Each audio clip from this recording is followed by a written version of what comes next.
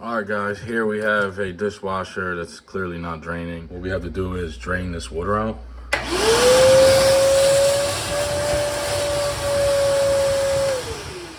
I'm gonna pull this bad boy out. I'm gonna clear the line out. Quick little easy fix. We found out what the issue was. This is a brand new garbage disposal. These garbage disposals inside here has a plug that you need to bang out before finalizing your garbage disposal. Okay, and I'm gonna show you. So you come here, you hear it? There's a block in there.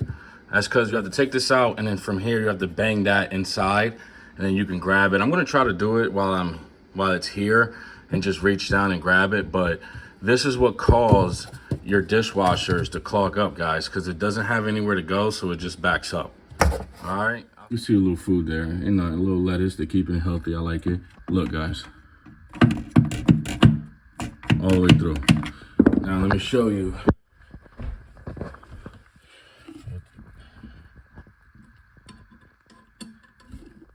This is what the plug looks like, guys.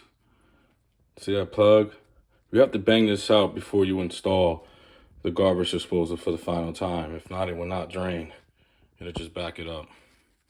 Simple fix, guys. Hope this helps.